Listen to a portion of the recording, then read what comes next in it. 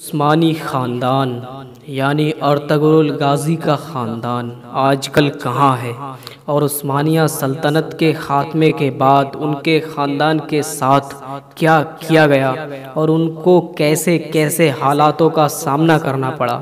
آج کی اس ویڈیو میں ہم آپ کو اسی ٹاپک پر بات کرنے والے ہیں، تو آخر تک ہمارے ساتھ بنے رہیے۔ اور اگر آپ چینل پر نئے آئے ہیں تو چینل کو سبسکرائب کرنا نہ بھولیں، اور ساتھ ہی ساتھ بیل آئیکن کو بھی دبا دیجئے، جس سے ہمارے نیو اپڈیٹس آپ کو وقت پر ملتے رہیں۔ اور ہماری حوصلہ افزائی کے لیے ہماری ویڈیو لائک ضرور کیجئے۔ شروع کرتے ہیں ویڈیو۔ تو دوستو، 1 نومبر 1922 تاریخ اسلام کا وہ سیاہ دن کہ جس دن سلطنت عثمانیہ کا آفیشیلی خاتمے کا اعلان کر دیا گیا، تو لہٰذا ترکی سے سلطان محمد ششم کی سلطنت کو ختم کر دیا گیا تھا، اور وہیں سے شروع ہوئی مصطفیٰ کمال پاشا کی حکومت۔ لہٰذا سلطان محمد ششم کو ایک ناپسندیدہ شخصیت قرار دیا گیا، اور ان کو اسی وجہ سے ملک سے باہر نکال دیا گیا، جو 17 نومبر کو ایک جہاز کے ذریعے مالٹا روانہ ہو گئے۔ ان کے ساتھ ان کے بیٹے ارطغرل افندی بھی موجود تھے، جو بعد میں اٹلی چلے گئے اور اپنی زندگی کے آخری دن اٹلی میں ہی گزارے۔ ان کی وفات 1926 میں اٹلی میں ہوئی، لہٰذا ان کے جسد اطہر کو دمشق کی ایک مسجد کے قریب دفنا دیا گیا۔ سلطان محمد ششم جب تک زندہ رہے، عثمانی خاندان کے سربراہ کے طور پر زندہ رہے۔ لہٰذا پھر ایسے حالات ہوئے کہ تمام کے تمام عثمانی خاندان کو، اس وقت کے تمام شاہی خاندان کو ترک سے ضلع بدل کر دیا گیا، یعنی ترکی سے ان سب کو باہر کر دیا گیا۔ لہٰذا ایک ایسا خاندان کہ جس نے 600 سے 700 سال تک ایک جگہ پر حکومت کی، اور اب اسی کے لیے اس کے ایسے ملک میں، اس کی خود کی بادشاہت والے ملک میں جگہ تنگ ہو گئی تھی، اسے رہنے کے لیے 2 گز زمین نہیں مل رہی تھی۔ عثمانی خاندان خود حیرت میں تھا کہ آخر ان کے ساتھ یہ سب کچھ کیا ہو رہا ہے۔ لہٰذا اس وقت ملک سے جو باہر کیے گئے عثمانی لوگ، ان کے خاندان کی کل تعداد 156 تھی، اور ان تعداد میں تمام شہزادے تھے، شہزادیاں تھیں، اور بہت ساری ازواج تھیں۔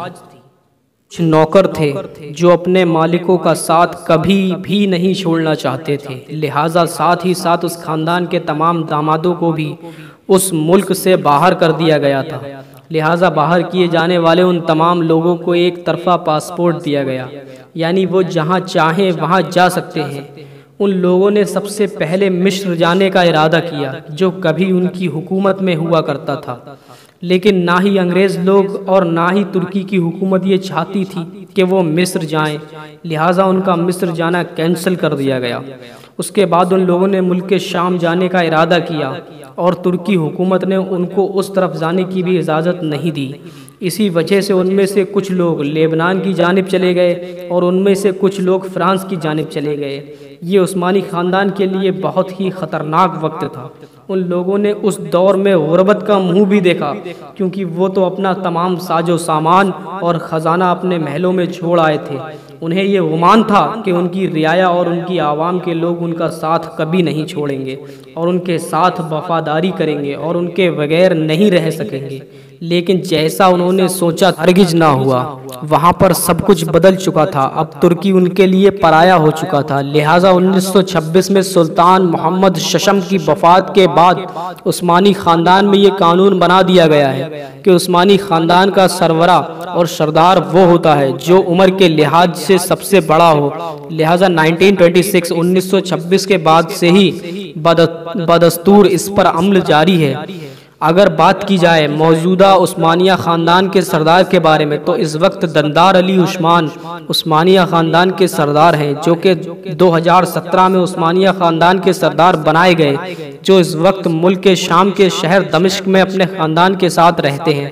لیکن 1944 میں عثمانیہ خاندان کو ترکی میں آنے کی اجازت مل چکی تھی، اور 1974 میں عثمانیہ خاندان کے مردوں کو بھی ترکی میں آنے کی اجازت مل چکی تھی، لیکن ان کے خاندان کے زیادہ تر لوگوں نے ترکی سے باہر رہنا ہی پسند کیا، کیونکہ وہ حالات کو سمجھ چکے تھے، اور یہ بھی سمجھ چکے تھے کہ ترکی اب کسی حالت میں انہیں قبول نہیں کرے گا۔ ترکی اب کسی اور حالت میں پہنچ چکا ہے۔ تو دوستو آج کی اس ویڈیو کو یہیں ختم کرتے ہیں، اگلی ویڈیو میں ملیں گے، ارطغرل غازی اور ان کے خاندان کے لوگوں کی بایوگرافی پر چرچا کریں گے۔ تب تک کے لیے خدا حافظ۔